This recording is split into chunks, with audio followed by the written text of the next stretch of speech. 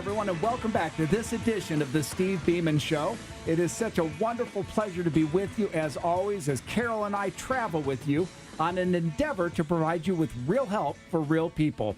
As you know, last week we covered a pretty deep topic of addiction, and we're pleased with the response we got. We're happy that we can give people some ideas on where to go with that. We know we don't have them in our own, let's say, repertoire perhaps, but we certainly know where we can send folks. So we were glad to be able to do it. And we told you coming out of last week that this week we were going to talk about Napoleon Hill and Think and Grow Rich. So in this program today, we're going to go through the opposite of that. What happens if you don't think and don't grow rich? And then we're going to come down into the second area and talk about how you do it and what the process is. So, Carol, I know we have so many thoughts on Think and Grow Rich mentality that you and I could go on for days on this topic. Oh, we can go on for days and days and days. It's compelling. Think and Grow Rich is a timeless classic written by Napoleon Hill. And how many times have you read the Think and Grow Rich? Oh, my gosh. I have been addicted to the positive mental attitude guys, from Napoleon Hill to Dale Carnegie, Dennis Waitley, go down the line. And it is real. There's some foundational things in these works that can actually help take a life that's kind of stuck in a rut and get it into the groove. I was given this book by a friend back in 1979-ish, maybe 80. This book changed my life. This book has changed more lives than you could even imagine. Think and Rich by Napoleon Hill. He wrote it during the Great Depression, too. A lot of the great books were started than Dale Carnegie's, because it was when people were feeling hopelessness and realized they had to pick themselves up by their own bootstraps in order to survive. Great parallel to our times right now. Well, you know, it's interesting because one of the things we're going to start off talking about is an article that I just wrote on victimization and what happens when you don't subscribe to a Think and Grow Rich mindset. It's a great thing. It is a great thing. I would encourage everybody to get a copy of Think and Grow Rich and read it, because it can change your life, because the first principle, thoughts are things. That's right. And again, when we go through the second part of this show, we're going to actually go through tactics on how you do this. And that's the important part. But Carol, let's spend just a minute. And because I said last time I kind of would blow it up. Let's talk about what happens when people don't subscribe to a positive mental attitude situation and don't subscribe to the idea of Think and Grow Rich. Well, first of all, you are what you think you are. To a point. Right. I mean, we're so goofy in our society right now, because if you identify as a different opposite sex, it's okay to use that bathroom as identification. But then again, we kind of excoriate, well, I want to be, wealthy. I want to have this and that. Our society has gotten kind of goofy with some of these things. We're a little bit confused, you might say. Yes. And we're getting away from the foundations of, well, you and I would say Scripture. But many people have different faith systems, but we're getting away from those and moving into a culture that doesn't really know where it's grounded. And that creates this opposite effect of victimhood. Well, Steve, you know what? I am a Bible-believing Christian. I have no problem saying that. But if you study any of the ancient books, the Bhagavad Gita, and even the ancient Buddhas, a lot of those line up with the Judeo-Christian scriptures too, some of these principles of how you think. I mean, our Bible says to us in Psalms, as a man thinketh in his heart, so is he. So that's a good thing. It's a good thing, but it's a dual-edged sword. It absolutely is. And, one of the things I wrote this week about this change in America in which individual responsibility, individual accountability is being taken away.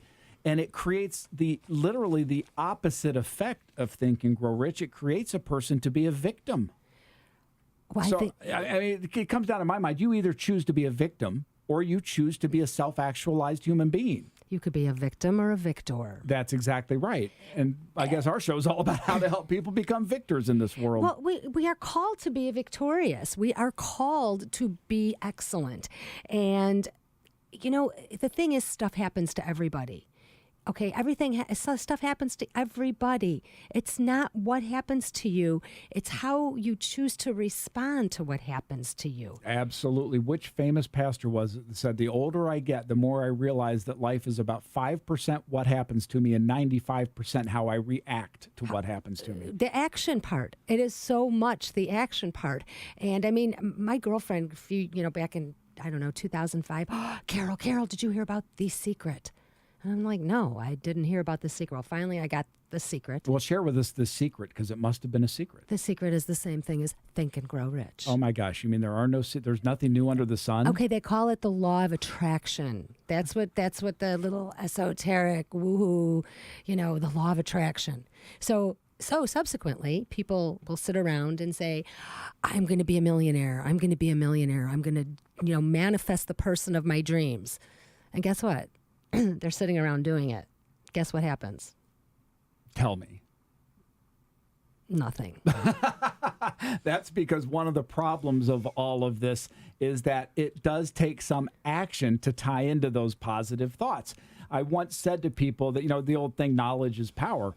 And I like to say knowledge may be power, but knowledge put into action is superpower. Absolutely. Absolutely. And, there's something that repudiate half measures. When you go ahead and find something that you want to do and you just cut off you burn the bridges sometimes. You know what I'm saying? Absolutely. Some people start businesses and they burn the bridges. They stop their jobs. They go all for it because guess what? It's the only way to make it happen. In fact, we've got today is the E edition of the show. And as we come to the bottom of the hour, we're going to talk about Carol's letters and the word E. You can all kind of sit and muse over what that might be. We think it ties nicely into this. But the idea is that if we don't have, as a nation, as a family, as a community, as a society, this mindset of individual opportunity with individual accountability, we'll lose this think and grow rich capability, and we will turn into a nation of victims. You know what? Everybody wants to look at the opportunity, but they don't want the accountability that goes with it. Your article in Epic Times, that can be seen on stevebeaman.com, yep. Correct? All of our articles are up on stevebeaman.com. Now, Steve, why do you think we have... Why are we not accountable anymore as a society? I have personal beliefs. I think it goes back to Scripture, and I do believe that the further we get from God, the more we don't want to answer to Him. And that's my personal belief where it derives from. We all want to be so important that we refuse to accept authority over us. Okay, but then we have personal accountability to ourselves. No, because that means I'm responsible, and I don't want to be. If somebody else did it to me, I'm not poor because... I'm poor because they did it to me. Well, a lot of times people blame God. Well, of course. Why does God let this happen to me? Absolutely. I one time heard somebody say, why does God let bad things happen? And I'm thinking about it going, why does He allow good things? Because all good things come from God. But again, getting into just the way we live our lives, when we take away personal accountability and we start to just blame others for what we have done. I mean, we grew up in a time when the phrase was, you made your bed, you lie in it. Absolutely. Now we live in a society where you made your bed, but blame them for making it for you because you have to lie in it. Well, the sheets are too small. The sheets are too small, so it doesn't fit for you. You know something, though? You say bad things. Stuff happens.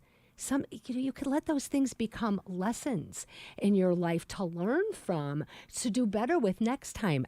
Things happen to everybody all the time. And yes, sometimes they hurt and they're painful.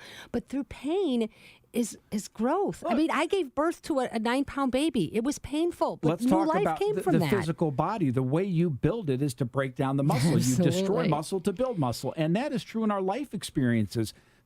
No pain, no gain. I'm not saying everybody has to go through life problems in order to be successful, but I will tell you, most successful people have had their share of life problems. Well, and okay, now there's the pain of consequences too. You make poor choices.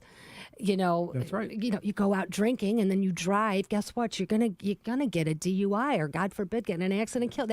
Those are consequential things. They're direct. Yes, losing a spouse or a parent at a young age.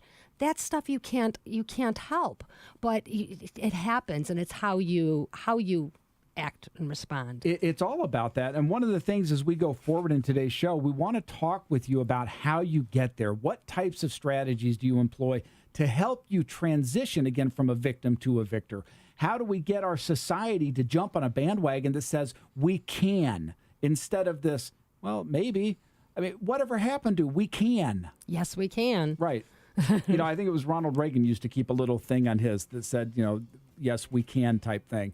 And I believe in it in my heart. So when we come back after this, we're going to go deeply into stories about how in real life how this stuff matters. And we've got a lot more for you. So we look forward to seeing you as we turn right around this corner. We'll be right back.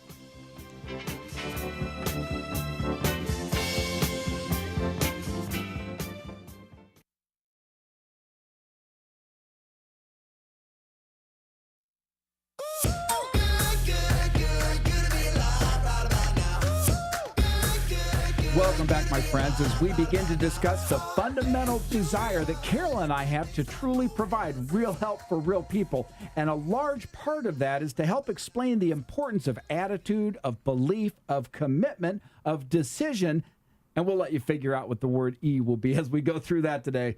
So, Carol, we've spoken about victimization, and we've talked about what happens when you don't subscribe to an ideology of success. How do we go about this? Well, just listen to what you just said. You said attitude. You can have an attitude of a victim, or you could have that attitude of a victor. Right, you're suggesting I make a choice? Yes. If you believe that you are a victim, you're going to be a victim. And yes, you have a choice to do that. So, and a lot of times people commit themselves to their victimhood. Oh, absolutely. It feels good. It's easy. It's something that when I wake up, I didn't do it, so I don't have to blame myself. I can blame others, and I can live in my emotional misery all I want, and it's not my fault. It's not your fault. It's society's fault. It's Somebody government's did it to fault. me. My parents' fault. I mean, right? Okay. So, you know what? I love it because you can decide to make your own choice and commit to a better belief with a good attitude. How is that? Let's talk about how Foundational. we go about doing it. There's a lot of literature, and I've written article after article on this concept of neuro-linguistic programming. At the core, what that basically says is as you talk to yourself, so will you indoctrinate yourself to that belief system. Well, self-talk is so important. I know sometimes I call myself a dumb dummy. That's not positive. How No, is in that fact, if you do it long serving? enough, you'll start to believe yourself, right? How does that serve you? Right? Okay, oh gosh, I'm so stupid. I'm so fat. How's that serve you? It starts feeding itself.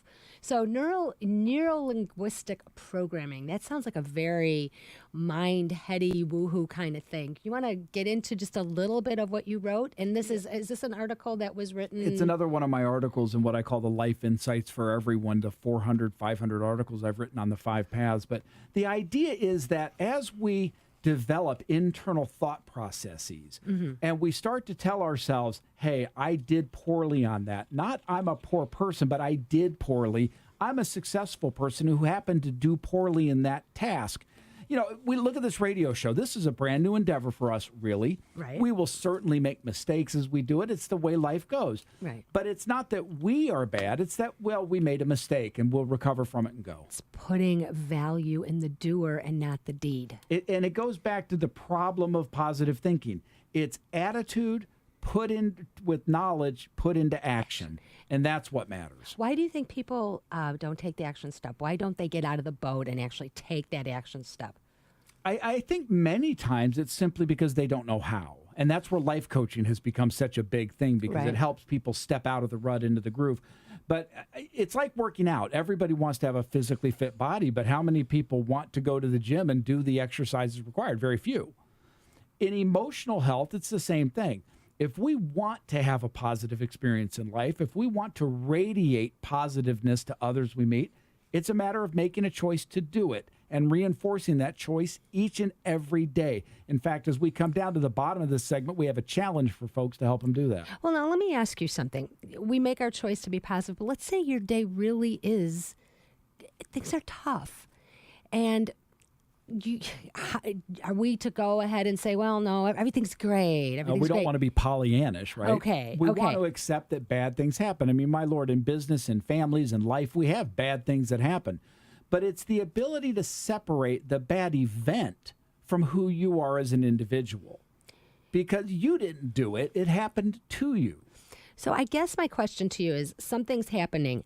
How do you go ahead and take your mind to go ahead and start thinking about solutions when you're down? What is a good way to do that? All right. One of the things I believe thoroughly is when you feel down is you start to, there's an old silly thing I used to do in sales way back when I did that.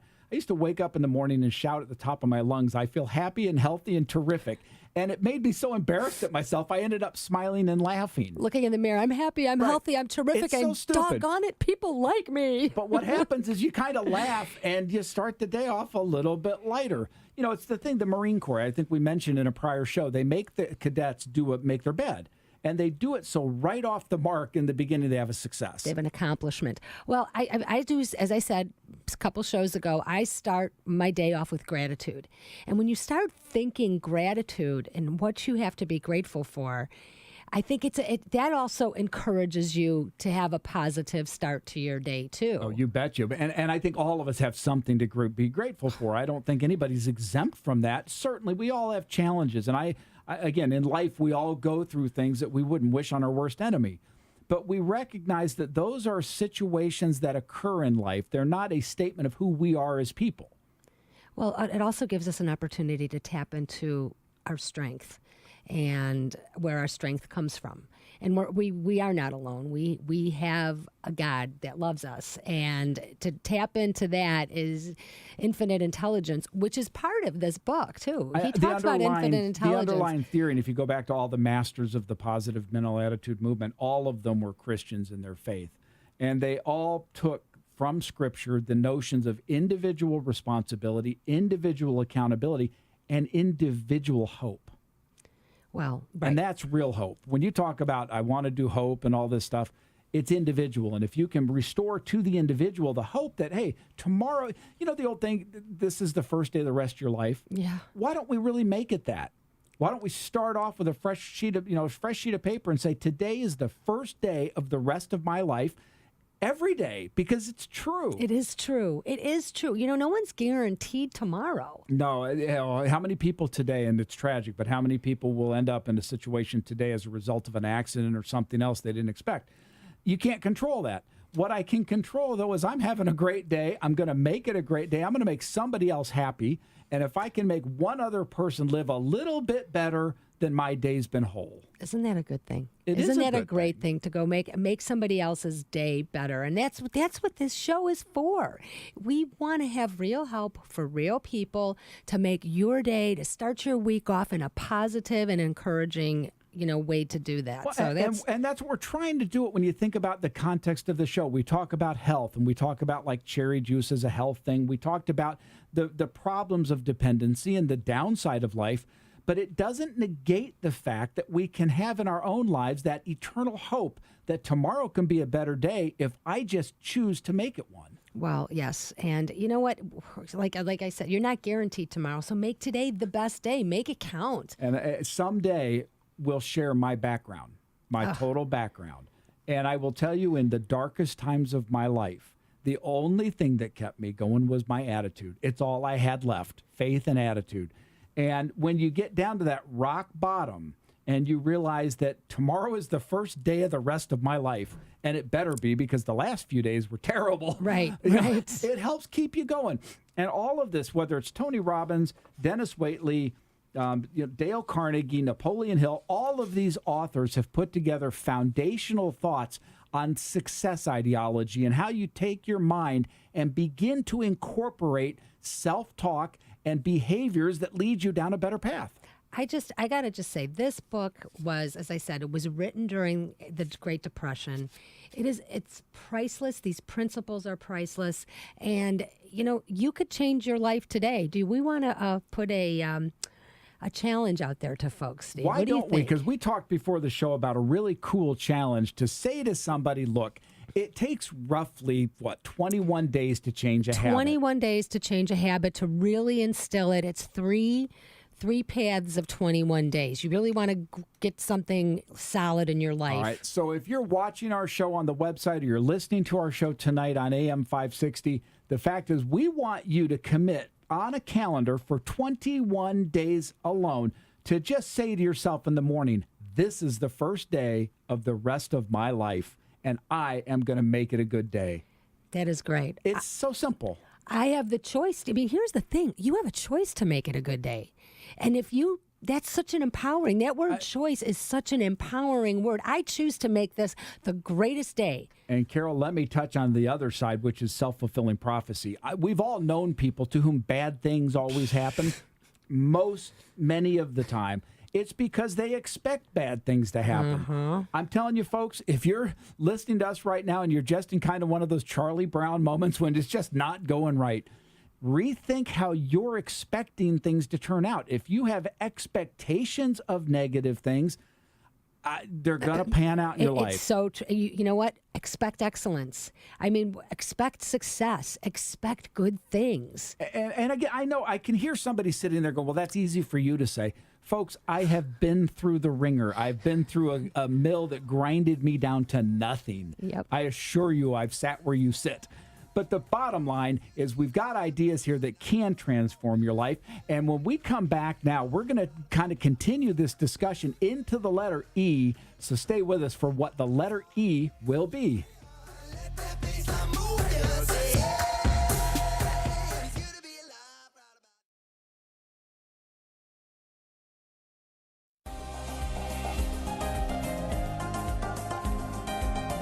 Welcome back, my friends, to this, what is turning out to be a really fun show, at least for Carol and me, and we're glad you're with us on it. Now, this segment, which is Carol's Words of Wisdom, is brought to you by our good friends at Cherry Bundy. We're very happy that these folks are providing us with plenty of products. So if you write us this week and commit to the 21-day challenge, we'll send you a 4-pack. You can write Carol at stevebeaman.com or steve@stevebeaman.com. So, Carol, fire away. We're going to change it up this week, by the way, because this is so precious to both of our hearts. But what is our word for the week? Well, another foundational principle word would be enthusiasm. Oh, my goodness. Entheos means inspired by God. I mean, how cool is that? Absolutely. And if you don't have enthusiasm for your life, for your family, for your job, what good is it? Have you ever worked with someone that just has no enthusiasm at all? I like Eeyore in the show. I don't really like Eeyore in real life. He's so cute, right? Right? Those Eeyore people. Don't be an Eeyore. Don't be an Eeyore. Although Pooh, I love Pooh. I know. We'll go down a Pooh Bear commercial sometime. But the idea here, enthusiasm, I mean, my gosh, I've been at the bottom of the dirt heap. I've been at the top of the mountain. And I can tell you what keeps you going and people want to be around it is your enthusiasm. Well, you know something? Sometimes it's, we lose our enthusiasm for things. And if we hang out with people that are positive and encouraging and good influence on us, sometimes we need to have their words of wisdom to come, hey, Steve, I'm having a bad day. Well, Carol, you know what? We're having a bad day. What's wrong? Ba, ba, ba, ba, ba, ba. And by the time I'm done talking to you or my friend Kim or somebody else, I feel better. And guess what? The folks listening, you've got a friend indeed, as they say. Write us at steve@stevebeaman.com or carol@stevebeaman.com, because guess what? We want to be that for you. We'd love to be your support structure, help you have a little bit more of an enthusiastic day. So what are you enthusiastic about right now? I start off, and I do this stuff regularly. I make little lists. What do I believe in? What am I enthusiastic about? I'm very enthusiastic about the radio show that we're doing. Yes, you are. What was originally started kind of as a hobby is becoming a passion, because I do think, the Lord is my witness, I think we can help some people. So I'm very enthusiastic about that. I'm very enthusiastic always about my kids and the paths they're on. So I got more in my life than I could ever add. I know you're also enthusiastically working out lately, too. But yeah, I got pushed into that by a cardiologist who said, you know what, you're at that age. If you don't, with your personality, you're going to have problems. So yeah, I passionately and enthusiastically have a trainer who beats me up twice a week. You're also enthusiastic about Cherry Bundy. I am Bundy. very enthusiastic about Cherry Bundy. That's the silliest thing in the world. But I'm telling you, I drink it every day. I'm passionate about this stuff. I drink it every single day. And if you can't get Cherry Bundy in your retailer, write me at steve@stevebeamanshow.com or stevebeaman.com. I want to talk to your retailer and get it in there for you. And if you know somebody at Walgreens, I'd really like to get Walgreens to carry this because they've got coverage everywhere. Well, that's actually a great product, and it's healthy, and it's good for you, and I'm enthusiastically taking let's turn the tables juice. then, Carol, on you. What do you find enthusiasm in these days? Well, lately I'm enthusiastically working in my yard. I'm getting in touch with, this time of year, it's nature, and I saw a turtle in my pond the other day, and it was kind of cool. She's enthusiastic about a turtle. I'm so enthusiastic That's about so a turtle. Cute. It's adorable.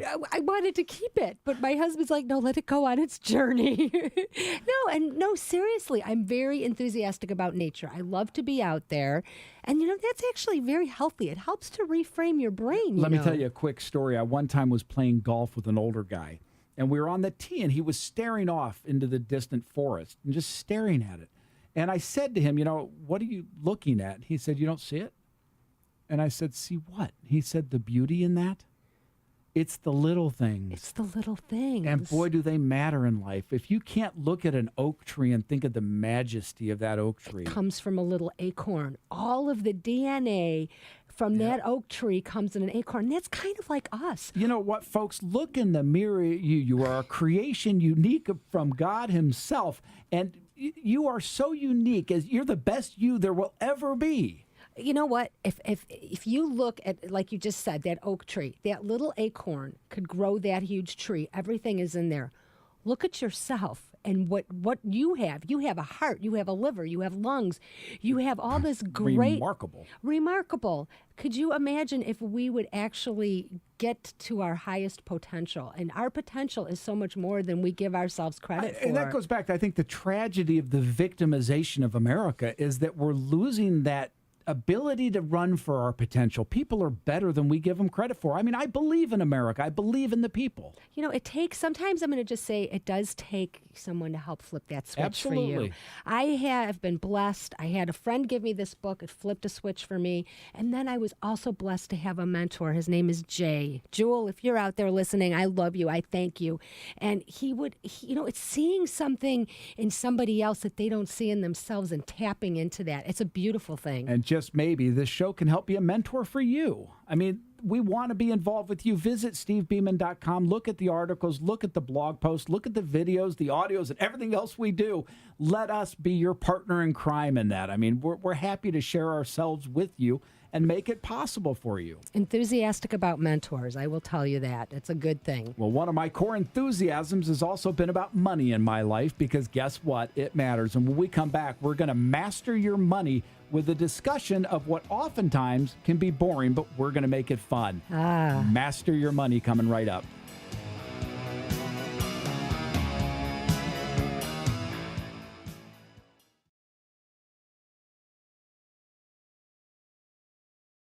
Now, back to the Steve Beaman Show for insight on your money and the nation's financial future. Welcome back, my friends, to the Master Your Money segment. But I want to go back for one quick thought, Carol, before we jump into the deep financial stuff. We were just talking during the break about the fact that to make America great again, you've got to make people great again. And this show is all about making people great again. That's where true greatness comes from. Absolutely. America's her people. So I do want to mention real quick, we are sponsored in this segment by our good friend John Grebe at Grebe & Associates and by the Society to Advance Financial Education, the not-for-profit that is your friend in finance. In fact, folks, on June 15th, mark your calendar, the Society is hosting a very special dinner for a select group of investors who want to explore getting higher returns. The Society is going to bring in some real experts from Wall Street to talk with you. If you'd like to learn more about that dinner, we are limited to, I think, 20 people. But if you'd like to be considered as an attendee, send me a note at steve@stevebeaman.com, and I'll get you a ticket. Where is it at? It's going to be in Wheaton. It's one of the little restaurants there at 7 o'clock at night. So it's in the Wheaton area. It is, and this is one of those things.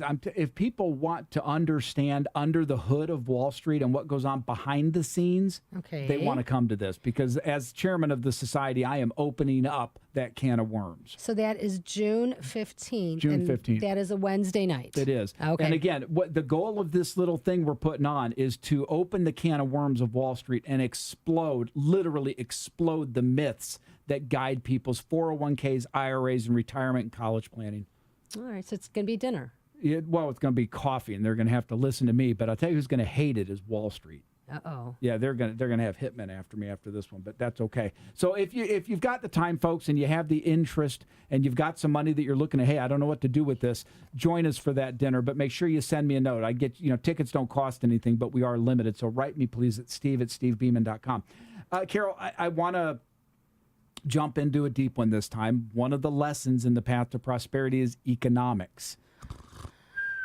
Last week we talked about budgeting. Now we're going to talk about economics. Okay, what kind of economics? Macro, micro? Well, let's start with the first and most important part. It starts with E. E, yes. So, we're on the E week. Let me go down in the path to prosperity, why I did this. All my life, I've been in financial services, and I've met with people and about their money, about different things. There is a general boredom and lack of concern with things economic. People don't want to get bogged down into what's GDP growth, what's the BLS number on this, what's the real Fed interest rate prognostication this time. But economics matters. So what are the big 5 bullet points of economics that you could break down to layman's terms that I can understand it? Number one, it is very important for you to understand the size and scope of the U.S. and global economy. Don't buy into what I'll call the misrepresentations. We are a $19 trillion economy. That's a big economy. Okay, is that globally? That's just the United States. Okay, but isn't that our debt too? No, yeah, we're right at parity. We have about our debt equal to our gross domestic product. Not great, but again, when you have a mortgage, do you compare your mortgage to your income? You have to compare your mortgage to your income. All right, they won't give you a mortgage. If you own a $500,000 house, do you have a $500,000 income to get it? No, but you need to have a certain amount every month to be able to crack that nut. But let's take our debt situation in the United States and compare it to the assets we have.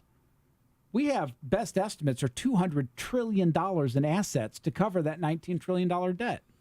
Okay, all right. Our balance sheet looks really strong, so that's important. People need to understand this. So let me ask you something. So you're talking global economics. Absolutely. We are in a global economy now. Now, is that something called macroeconomics? Yeah. Macroeconomics is governmental economics, state, type economics. Microeconomics is the economics of business. Okay. And we'll go into that someday because it really is as simple as supply and demand works. What about personal economics? Well, one of the things that I talk to people about when I do consult with some people about their money, and one of the first things I try to get them to do is to look at their economic world as a business. Okay. And where do you budget for money? Where do you raise money? How does your little world of economics in your family work? Okay. And that's another one of those, if you want key bullet points, look at your own money as a business, not as a, what is it? I don't follow it. Well, we used to be an agricultural economy. Oh, yeah. Where labor mattered. And this is something that you had read in, I don't know, was it in your Epic Times or one of your articles. So what is it now? Well, we were not an agricultural, not an industrial I'm glad you brought anymore. it up. This is so important for folks to understand. In the agricultural economy, the labor was important. In the industrial economy, labor was king. Coming through to the service economy, labor became less relevant. And I would argue in today's information-based economy and in the technology economy, labor will become even less important than that. Knowledge is what's going to make people money and ownership. And that's where the society wants everybody to be an owner. So that's what we're about. Knowledge and ownership of global economics. Absolutely. Let's go ahead and expand to own shares of stock in Europe and South Asia. We've got Isn't that risky, though? I mean, isn't it risky with Greece being broke? Well, you wouldn't put money in Greece. But there's 9.5 billion people on this planet. We have 300 million in the United States. There's lots of people we're trying to lift up into middle-class standards. The opportunity that will go on and make money for people, and that is staggering, bigger than any time in the history of the planet. The opportunities for making money on your money are bigger than they've ever been.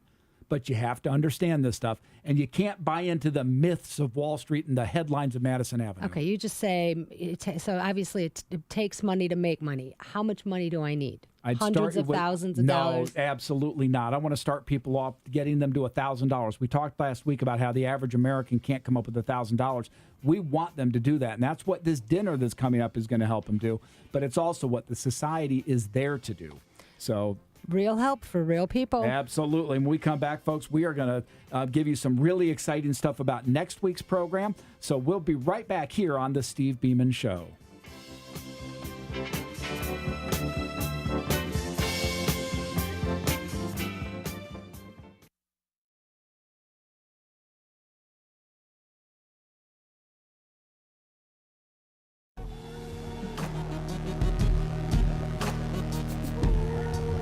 Welcome back.